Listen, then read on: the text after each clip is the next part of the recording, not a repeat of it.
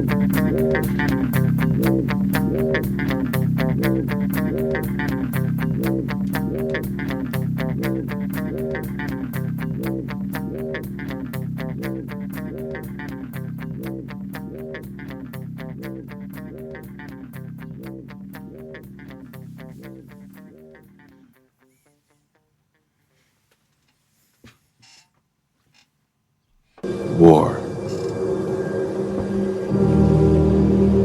War never changes.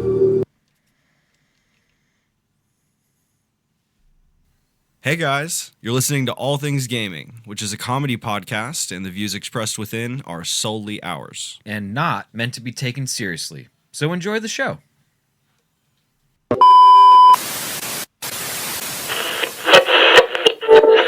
Fight!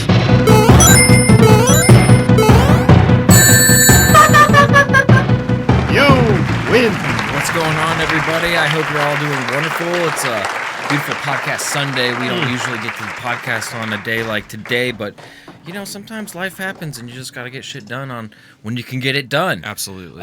Thanks for being here with us. I hope your weekend is going wonderfully. I am Josh Lawmeyer, and with me, as always, Kevin Clay. Kevin, this is our podcast. It's called the All Things Gaming Podcast. Glad to have you here. I'm so happy to be here. What is going on, dude? It's been turbulent. Bruh, it's been turbulent. No, it's been a good week. I was just a little sick on the podcast today, so we had to move it up. Not an unlikely story for me. I have kind of a tummy situation. When you miss these podcasts, I actually sit and I wear a smoking jacket and I sit in front of a green screen of a large fireplace and I read Edgar Allan Poe. Oh shit! Verbatim in a Scottish accent. A heavy brogue, and you miss out on it, and it's too bad. I'm fucked up over that. I feel the time. I'm really happy to hear that. You gotta make that content, bro. Oh, you gotta make that content.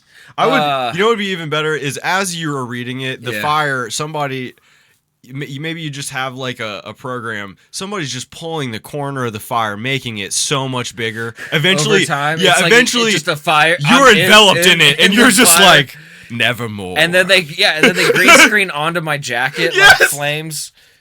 Dude, that'd be awesome. Yeah, I think that we should get on that. Damn, I hate how we have such good technical production ideas. Wonderful, bizarre ideas that we never follow through. We need to learn. I need to learn more video editing so we can do how to edit video, but like you're busy doing your part over there. I need to be able to do something over here. I need to be able to hit fire button, fire button, and then I'm over here also hitting little fart noises. All right, we'll work on it. But a lot of games came out this week. I've played none of the new ones. Not a single new one at all. I posted in our Discord podcast. I got Armored Core 5 Verdict Day running on a Xbox 360 emulator on my PC. Let's go. So delicious. I purchased a Chinese Souls-like game called AI Limit. That fucking looks pretty bizarre. Since my purchase was guaranteed, I'm pretty sure I'll have some fun with the game, but it definitely looks fucking weird and bizarre. But I haven't played it, and mostly I've just been chilling, little Monster Hunter, same as usual. What about you, buddy? Oh yeah, I kept it very light, just a little overcooked. A little. I just dabbled on like some Mario RPG, just kind of farming, not even like just running around and like just going through the map and just kind of running into enemies on purpose. Just hey, come here. Just let's see what you got. You want to catch some hands? So nothing crazy. I did download Ready or Not. So it is. I think. So you are ready. I think I am ready. Yeah. Or not. But yeah. So I'm excited. That's my next one. I need to bust on that fool real hard. Dude, that's like a next Sunday maybe. Sit down for a few hours of that. That could be. That could be possible. Let's get your uniform on. Get you fitted. I got to go through some training, some service training. We'll run the gas station a few times till you feel nice and confident with the controls. Gas station's got like 4. There's like 4 perps in there, man. You know, we can put 2 of them down and play with the other 2 if you want. I feel that.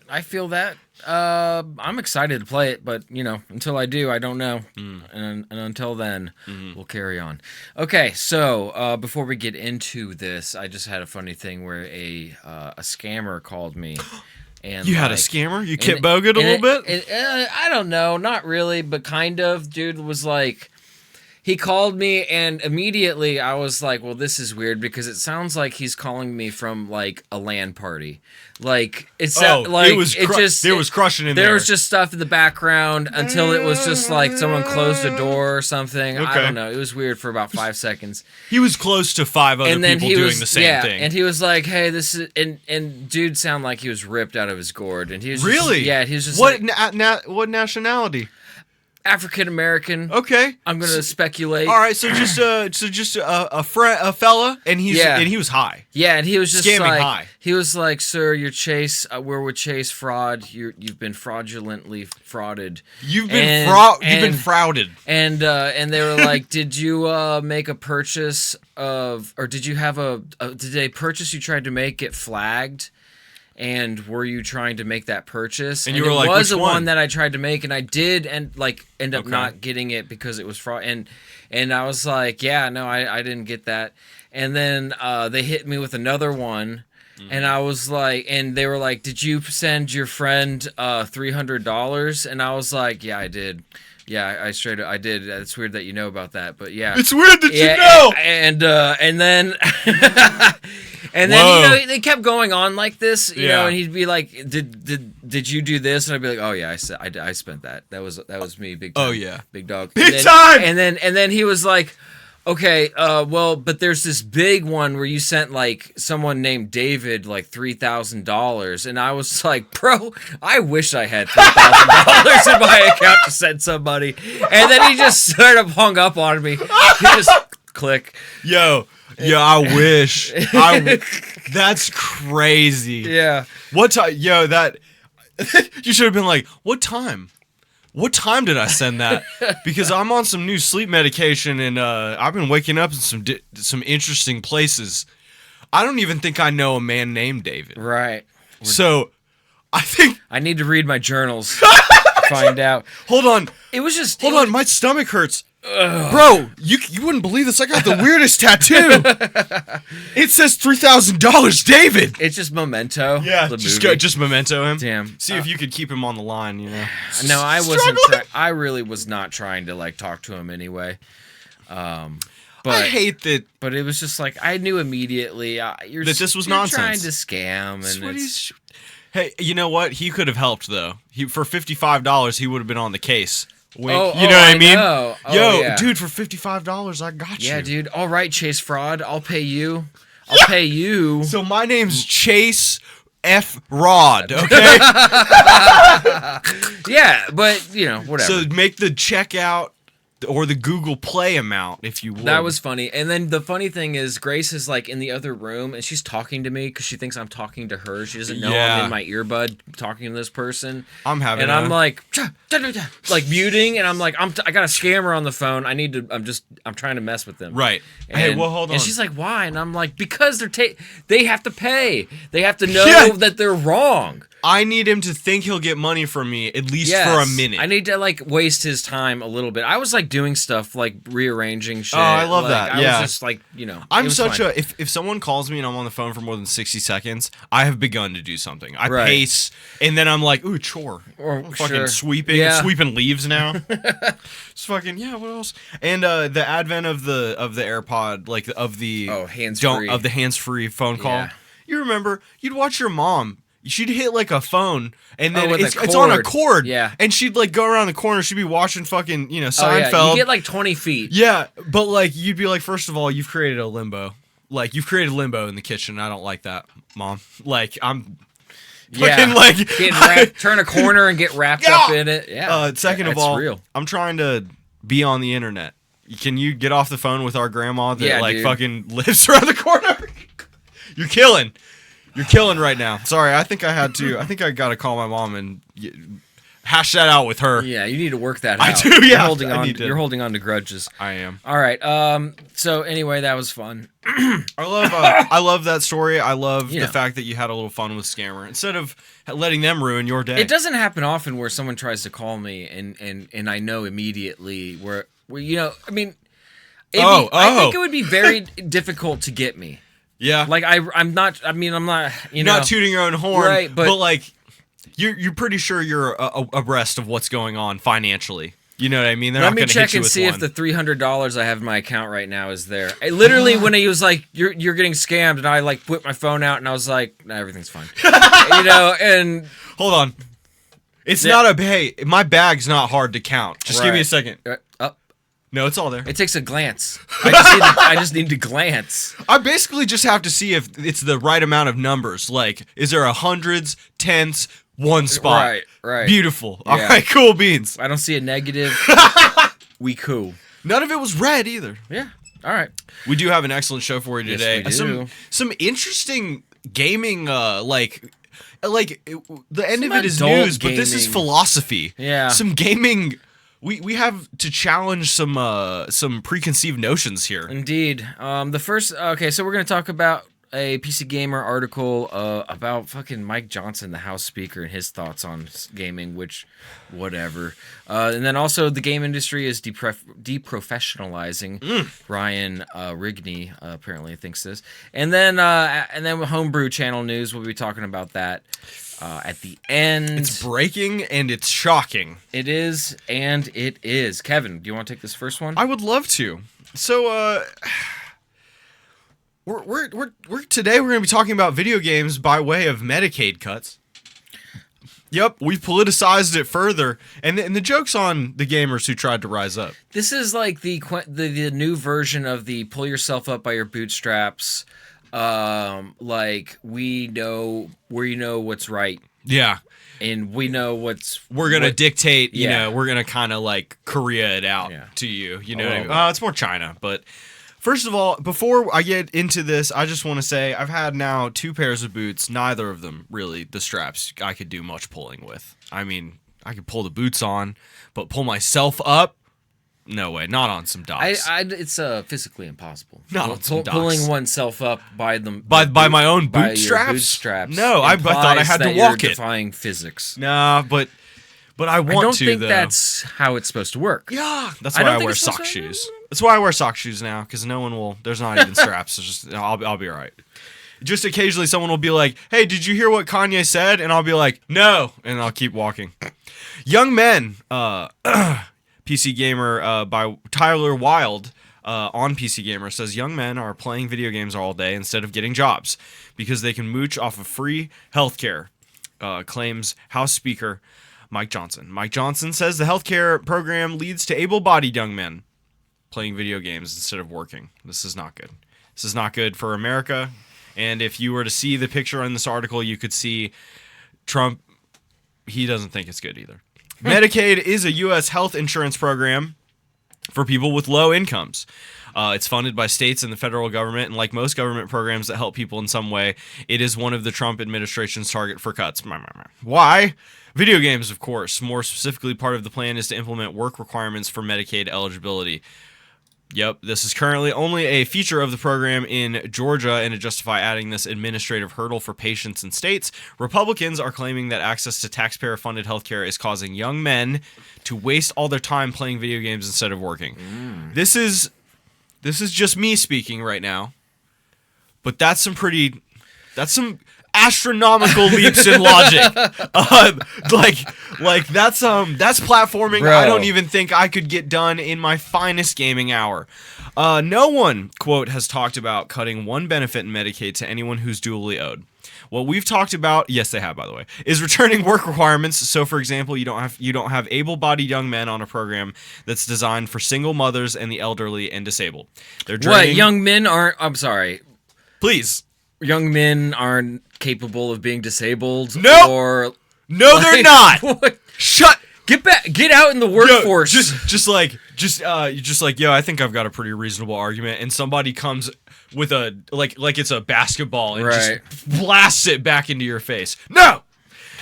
Yeah, no, able-bodied young men are fine. They're not sad and they have no problems, so they should be working. So it's gonna be kind of a la unemployment. Like to get unemployment, you got to prove benefits, you've been looking for a job or been bettering yourself, and not just sipping 40s. Oh, for baby, Medicaid, I thought is Medicaid. Wait, this is Medicaid, right? Yes. Yes, this is not Medicare. Yep. Which is what you get like from the government for being old as shit. For being old, I believe. Okay. I believe that's like you're like, hey, I'm retired. I'm allowed to have regular people. I'm not going to work anymore. Right. You have to provide me health insurance. Right. Okay. Quote. Okay. So if you clean that up, Mike Johnson says, and shore it up, you save a lot of money and you return the dignity of work. Woe to young men. Woe to young men who need to be out working instead of playing video games all day. The picture Mike Johnson paints of Medicaid enrollees stealing from mothers and disabled people so they can sit around playing Call of Duty may be an effective emotional appeal. The call to return dignity to American men is a nice touch, but it makes a little sense on its face. The person who I kind of don't like when they add just weird tweets in the middle of articles. I'm going to skip that. In February, healthcare researcher KFF reported that the majority of people who use Medicaid do work. 64% of Medicaid recipients under the age of 65 work full or part-time, according to the organization's analysis, and most of those who are not working have an illness or disability, are caregivers, or are in school. Well, 46% are men of those 72 million people that are on Medicaid. Well, did you just bring up statistics right now? I did. I just looked that up. So how many of those does it have an able-bodied? I don't know. Yeah, I don't know. I don't know. There's this weird thing that's going on with like Republicans, where they're like wanting more government involvement in our lives, which is like, what the fuck is like? That is the Republican of your gone. Your GWs and your like early like. No longer will we watch the Strive. No. Hey, we're the conservatives. We're here for more government, dude. It's weird. What? It's weird. It's supposed to be, any libertarian person who like voted Trump in, what'd you do? Look at what you did. What are you kidding me? Luckily, that's a pretty small percentage of the population. We're gonna generalize ourselves the rest of this article because we as Americans are embattled in our strange healthcare system. Healthcare in America, if you happen to be one of the listeners that we've been proven to have been listened to around the world. If you're listening from a different country and you don't understand, healthcare is a business here. It's a business. It's such a business that like just a few months ago, a dude got so mad about the business he just capped a dude. It's still pleading not guilty. Like the wheels of justice move slowly. Even when they're banging on him too. I don't they get really it. want him. His lawyer is slick. They must be slowing the process down because you're supposed to have a right to a speedy trial. Yeah. And this and that. Wink. And well, I don't know. His lawyer is kind of just like, what? Just because a guy's got a gun, he shot somebody. Like he's how going handsome he is. He's going all Hollywood with it. Yeah, seriously. Like he's like, does he look like somebody that would shoot somebody? And if he did, probably looked great doing it, right? I know. The guy probably deserved it. He goes over to it's very Law and Order. He goes over to the jury and they're like, look at him. Look at that guy. You'd suck his dick. I know. We'd all suck his dick. I'd suck his dick with you. Come on. How would you do that if he's in jail? Awaiting the death penalty. Think about that. Move to strike. Listen, the reason we wanted to bring up this article is because video games obviously have no fucking thing to do. Not a thing to do with why people, aren't working or whatever Republicans think is going on. But I'm with you. This is hilarious. I'm gonna get China on you. Only 12 hours of video games a week if you're trying to get Medicaid. They literally go on in the next paragraph and talk about and if being able to see a doctor while unemployed makes people lazy, I'm not sure why the U.S. politicians spend so much time fretting over China's growing economy because its universal health care program covers 95% of its population. So of their vast population. Yeah. Well, and there's no. At least to me, it's very apparent that like special interests and the privatization of healthcare, it makes people a lot of money, and a lot of fucking money, and they don't want to stop making a lot of fucking money. Who would? You know? Yeah. They can't settle with just a lot of money, but they have to have a lot of motherfucking money. Yeah. You know, a fuck ton. Yes, a lot. It's a different metric of money. A lot of money. A lot of motherfucking money. It is. It's so much that like you know, I watched a short video about this this regular dude who won the World Series of Poker, regular guy, and he described it like he was at the table with some pros, and they'd be like $50,000. Like they'd be like trash. You know what I mean? Like, and then they'd be like fold. You know, like, and he'd be like, "What? That's like so much money that because could they're change." Gambling with their own money. Yeah, absolutely. That's but like, yeah. As a poker pro, no, until I win, this is right. Garbage. This is a means to an end. Yeah, you know, yeah. And I was like, bah, you know, you start to see money another different. Thing that's weird is those people are backed also by other like private investments. So they like if they win, they like have to give those people a cut of their earnings. This blew my mind. Yeah, I had no fucking idea because this is how that regular dude got in. Yeah, he was like, somebody. yo, I don't have $10,000, and his friends were like, shit, dude, I'll put 25 on that. Yeah. Dude, look, holler, bro. Let's go. Dude, you're so good at poker, dude. I could never read you, bro. You bluff so good. Yeah, he basically won because he just would go completely still and be like, I hope I don't piss or shit my pants right now. That's so and then the pros would be like, fuck, he's got something good. Full. And he'd be like, no, I got a 2-pair. All right. Well, let's move on. Let's get away from Mike Johnson. We gotta. This one's heavy. Mike the Schlong Johnson. Mike the wrong hole Johnson. Yeah. Yeah. All right. Moving on. This is from a website called pushtotalk.gg. Yeah, we've got some push to opinions here by Ryan Rigney. The games industry is deprofessionalizing fragmentation of a creative form and its institutions. Remember Ryan that word, K. Rigney. Creative. This is I'm starting to realize what's wrong with games. We've been talking about it in the Discord a little bit. The creative soul might be gone of a lot of this stuff. The corporatization. Yeah, just stomped it to death. All right, let's see. There's this word I've been starting to use. I've started using to describe what happened to the game industry, deprofessionalization or deprofessionalizing. It's not a very nice looking word. Google Docs is skeptical of it, and saying it out loud feels even worse. 7 syllables, but despite the world's aesthetic failings, I can't get deprofessionalizing out of my head. The first person to apply the term to the game industry was Game Discover company Simon Careless, C-I-R. Oh, I wish his name was Simon Careless. Whisper. I could. In an interview he gave last year to Wired. That article was about what went wrong with Sony's $400 million mega flop Concord, but Careless offered a broader view with an analysis of the negative headwinds facing the gaming industry. For big companies, it's difficult to work out what bets and how large bets you should make. Some of the corporate exuberance. Dude, my boom is in the way. Over exuberance during COVID and low interest rates has meant that large companies overextended, and the pullback has been and is going to be painful. A few paragraphs later in the piece, Careless arrives at his brutal assessment.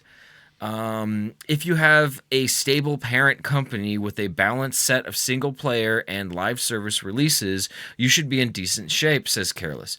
But The middle of the market is disintegrating. Whoa. The games industry is deprofessionalizing in many ways. Games as a stable profession will be tricky for many people in high GDP countries.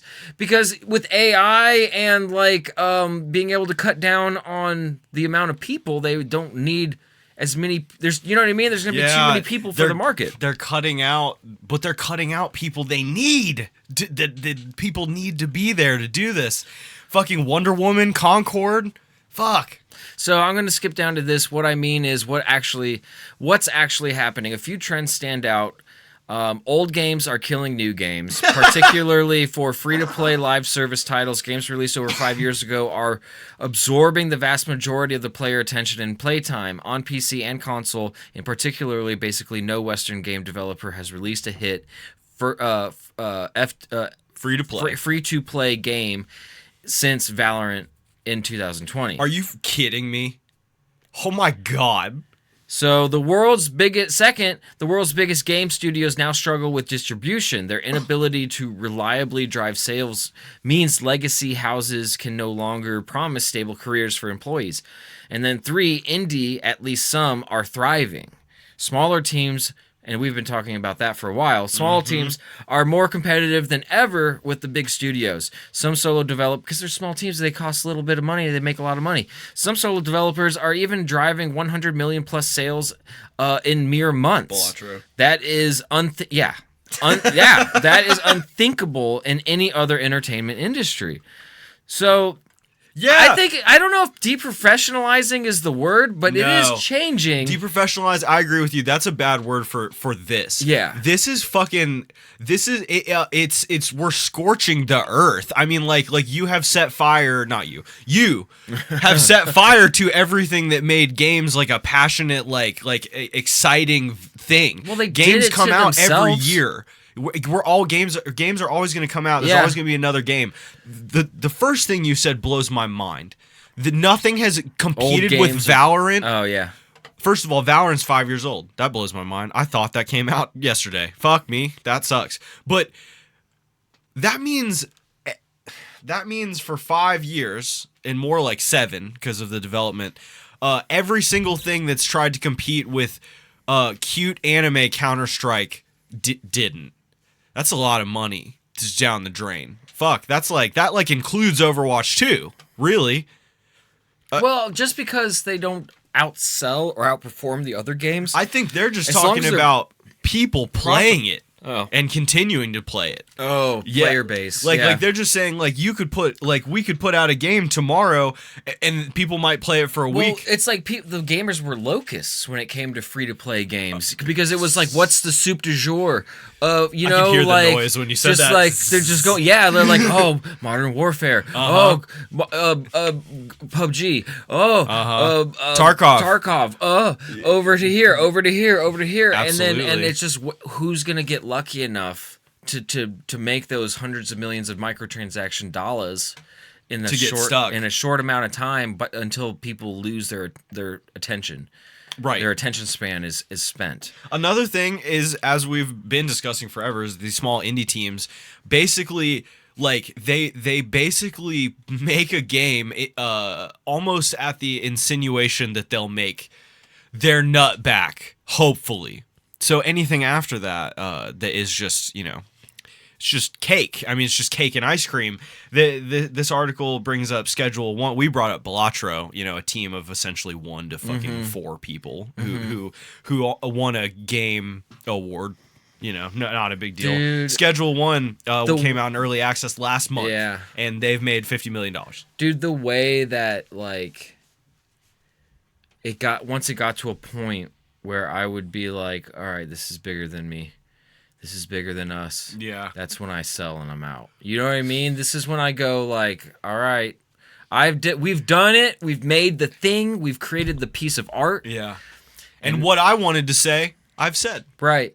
And I have no interest in getting bogged down in the minutia of how do we keep a gajillion servers going to, you know what I mean, to keep this game going and do, and all the other details that that the decisions you have to make when you become a video game publisher or creator, or you know what like, because you can create a game, but then you need someone to, like we said, you need someone to help you distribute it. You need someone to help you market it. You need places for it to be distributed on. Right. There is 100 things you have to do after you make your game. Right. It all needs done. This is now. I mean, now it's the perfect time. The article says, sure, maybe everything is falling apart. It is. I do feel like we have now looked around at the warehouse of video games, and like it's like the fire just rises up on every stack, and who is getting out here? Rises, brother. Yeah. They don't expect to find all of us in the wreckage. In the wreckage. Dude, Bane. Why does Bane wear the mask? Fucking, I almost wish. I don't know, Mayor Carcetti. Yeah, I know. It's so funny. The first time I watched that after The Wire, I was like, I'll be darned, dude. Look at that. Look who it is. The Wire changes everything, dude. Because you'd be like, oh, some mid shit. Oh, is that Bunk? Yeah. I'm back. Because Bunk is here. I almost want to watch that British royalty show. Because McNulty's like like Prince Edward or something. Oh, really? Yeah, like he's my joke. Yeah, he is British. Yeah. You forget that when he's fucking all those women in The Wire. But as we look and see the fire, rising above everything, the fact that you can't get a job at Sony and like feel good about it, but a game that somebey made in a year and a half by themselves is crushing everything you made, including your $400 million schmasterpiece you put out that you kind of had to kill with a shotgun like a week later. You were like, oh no, it's like, what happened?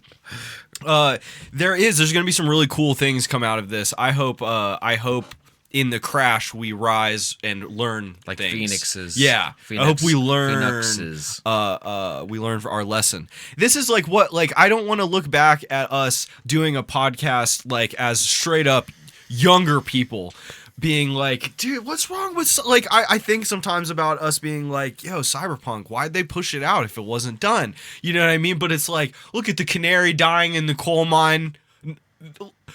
All of our canaries keep dying.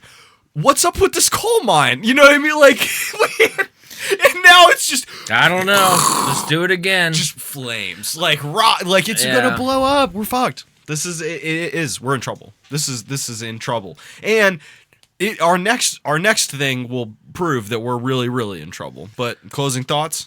I think that it's just cause and effect, baby. Great time to. You know what I mean? Like you make you make video games just for profit alone and to follow a trend and trying to be ahead of that trend, then you kind of reap what you sow. You know what I mean? They just kept ringing it, yeah, dude, and they never put it back in the bucket. Was it Obama going back to the cow? Yeah. Who tried to milk the.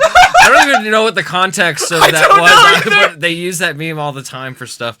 But back when political cartoons were like, you could still get a banger off. Yo, I'm a political cartoonist. I'm gonna draw Obama head, 19/20ths of the body. Right. The rest of the body. All right, and then the lips. Okay, I'm moving on. Oh boy.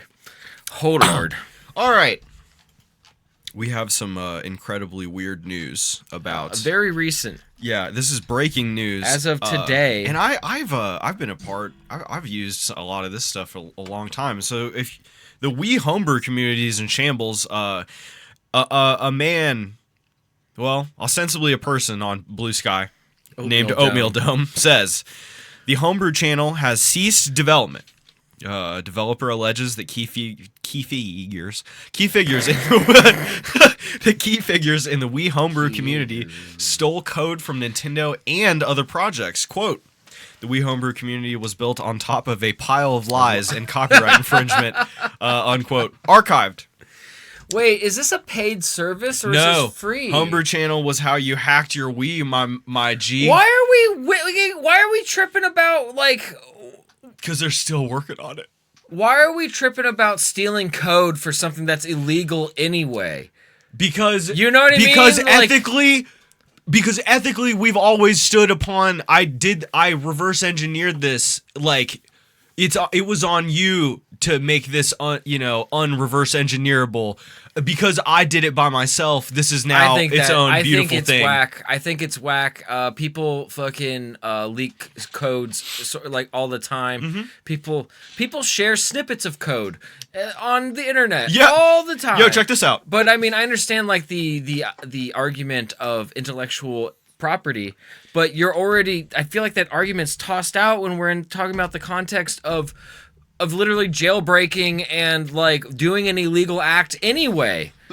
You're in for a penny. You're in for a pound. Why not get in for the pound? Yeah. So like, why they shut it down? Let's see what they stole. We don't want to get sued. Like, yeah, as if any of these people will have their real names attached to this anyway. Archived, quote, "This repository is archived and will not accept any further contributions. Like most Wii homebrew software, this software depends on libOGC. After development of the homebrew channel had already started, we discovered that large portions of libOGC were stolen directly from the Nintendo SDK or games using the Nintendo SDK, decompiled and cleaned up. We thought that at least significant parts of libOGC, such as its threading implementation, were original and reluctantly continued to use the project while distancing ourselves from it. It has recently been revealed that the threading and OS implementation in libOGC is in fact stolen from someone else. The authors of libOGC didn't just steal proprietary Nintendo code, but they also saw it fit to steal an open source implementation and remove all attribution and copyright information. This goes far beyond ignorance about the copyright implications of reverse engineering Nintendo binaries and goes straight into outright deliberate malicious code theft and copyright infringement. The current developers of libOGC are not interested in tracking this issue, finding a solution, nor informing the community of the problematic copyright status of the project. When we filed an issue about it, they immediately closed it, replied with verbal abuse, and then completely deleted it from public view. Hey, fuck you. You fucking suck, you fucking dickhead. Your ticket has been closed. Why don't you suck my dick? Sorry, that's really funny. I like that a lot. Them just being like really governmental about it, and then just being like, suck me twice. For this reason, we consider it impossible to legally and legitimately compile this software at this point and cannot encourage any further development. Such a gray area that they're living in anyway. Yeah. That and other people are like, dude, this is. I guess it's the part that it's some of it's plagiarized. I think that's the part that people have a problem with. Mm-hmm. Which, if it was plagiarizing open source material, why didn't they just give credit for that? Just give credit, and you know, because this person wanted to be like, look at what I made. I'm an engineering genius. Yo, I cracked open Nintendo and it was basically a bunch of spaghetti bullshit. Yeah, bro. I fucking just started munching it with a little bit of parm, dude. Nom nom nom. I figured it all out. Please demand that the leaders and major contributors to console or other proprietary device SDKs and toolkits that you use and work with do things legally and do not tolerate this behavior. They go on to show you how you can check for yourself that this was in fact using Artem's implementation, and basically, and like you said, the bigger deal here is that they plagiarized Artem's and did not give any credit to it. An old version of it too. Oh well, and because wouldn't that be perfect? Because now it's like, oh no, I'm not using Artem's. Look at your code. Doesn't look anything like my code. Suck me. It's cold. Oh, it's old. I will be closing your ticket, and I hope you love the GIF I leave on it. You. Oh, that is grand. So, I as somebody who has hacked I put a homebrew channel on a lot of Wii's. It's fun. It's easy to do. You can do about 10 minutes. Like you can like start a cup of coffee and be like in the middle of it. How has Nintendo not shut them down in general? Like they're so litigious. They gave up on the Wii. They're so litigious. They gave up. They're like, well, okay. Here's what I think happened. They put out the Wii and they were like, you can't pirate on this. Like, we crushed it. It's so closed source. There's nothing in here you can get into. And somebody like was like, oh shit. And like, and they were like, they put in like Zelda, like one of their best games. And then like you go to like the third place in Zelda and like it loads boot ROM. You know, to get, because there's too much RAM. It needs more RAM to load this area. Oh. So all of a sudden, a game just like, boom, I'm looking at boot ROM. And you're just like, oh, I'll just put whatever I want in there. Okay. So in like a month, it was hacked. And they were like, God. All right, we'll just work on the next one better. And I think they just gave up, to be honest. I think they just didn't want to fight it. Is there an existing version of Wii? Or is it just the old consoles before Wii U? Yeah, just there's one Wii that's unhackable, the little red one, like that's like this big that only can take a disc or maybe can't even. I don't know. You can't hack that. You can't hack it because they took out the GameCube thing. There's the thing that made it all hackable was like there's a piece of the GameCube in every Wii. Oh really? And then like you just like, oh, there it is. Whip. Yeah, because every week can run GameCube games. How do you? I wonder how you open up the code. Like, how do you even like access the code, like the underlying structure to begin to get to it? Just like whatever. Yeah, it's the is few it like ways, a version of DOS or something that it's definitely command line. You can watch it. Yeah, you can watch it go. It's just like loading. That's the only way you can see what it's doing. Well, but some of them have cool GUIs. I mean, like some of them have cool little hack, like I'm hacking your Wii. Yeah, and like everything. By the way, please bring back the laughing skull. Yeah, like even if you're just installing a game, the sound of a sledgehammer hitting a metal plate. Ding! Yes! King, king, king! When the X's come up. Yeah. That's very hackers. That. That was very hackers. I want that to happen before like society collapses. Yeah, I know. They're trashing our rights. They're throwing our rights in the trash. They are. It's a really big deal. If you've been listening to this podcast a lot, that's a great movie. Like, I mean, that's like a Hackers? Yeah, sure. You can enjoy that movie any day. Angelina Jolie's breasticles for a split second. Just a she's kind of like hot. Like she's got her like short hair and that, like really short hair. Yeah. Hey, we're talking about Lara Croft. You know what I mean? This is a beautiful lady, Laura. Yeah. Anyway, young Laura. Yes. This will have implications to the greater community because basically anything that was hacked, Nintendo wise, before the Switch is going to be like under scrutiny now. But I, with you, fail to see the greater cause for concern. We're talking about hacking Wii's. So they shut it down on just straight ethical. Yeah, they don't want ethical reasons. They don't want to receive any like more contributions to the homebrew channel. Was like, we're shutting it down because you saw our dirty laundry. Yeah, and like you can still hack a Wii probably right now. I'm sure there's nothing wrong with it. Yeah, but it's just it's kind of weird. Kind of strange to see that today, that breaking news. We'll have to see how it, I think someone will eventually have a workworkaround. You know what I mean? Someone will get to work making an implementation that's brand new. Always will. People love emulation and like kind of this sort of such a cheap way to go back and play old games, and it's a cheap, free. By the way, very cheap version. Yeah, it's a real cheap version. A way doing it. Well, and Nintendo can't even be upset about emulation because like they run emulation on their own console for you to play the games, but they just take money for it. Yeah. And to this, kind of to wrap this up in a tight little bow, it's the 25th anniversary of the game Breath of Fire 4, and for the 25th anniversary, the website GOG made a definitive PC release of it, like a remaster basically. It still looks like a PlayStation 1 game, but they added quality of life and kind of re-upped the textures.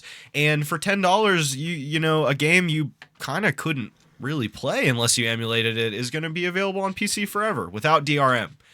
And I think that's really cool. So if you want to play Breath of Fire 4, lose yourself $10 on GOG because it's happening. But I think it's cool for them to find these games that people still want to play. They do a community sort of thing, and then they do the work themselves to get the rights to put it out, with no DRM. That's as far as like archiving a homebrew channel, a lot of that was archiving, games that you'd never be able to play once the Nintendo channel went away. So a lot of this stuff has importance, but it's got to be done, right, correctly, I guess. But I'm with you. I don't know. I don't know if I would have shut it down. I might have just been like, shame. Yeah. Wow. How'd they do that? How'd they do that to me? Anyway, I see you guys on Homebrew Channel Tuesday. I know. For real. Yeah. Is it just a website, Homebrew Channel? There was their GitHub repository for the code, but I do believe there's github.com. There was a lot of down here. Yeah, so probably archive, that's just what they channel took down. Banner. What? Yeah, weebrew.org. hbc.hackme. Yeah. This is it's only read only now.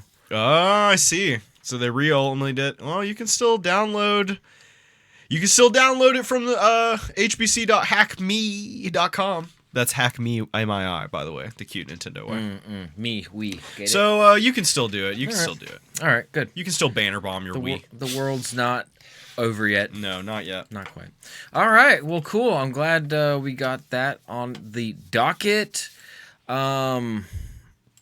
I don't think we have any big things coming up other than just more podcasting, more news, more video games. Yep, we got another solid month, and then we'll probably take 2 weeks off for your fucking wedding and at the end of May, honeymoon vacation. Yeah. Honestly, might just miss one. Cool. Because the way that it breaks down. Yeah. All right. So God, yeah, just professional. But anyway, we love you guys. Thank you guys for hanging out with us. Kevin, why don't you do the old drop us off at the curb? I sure will. We'll drop us off at the curb. To your door service, my little podcasting flowers and babies and beans.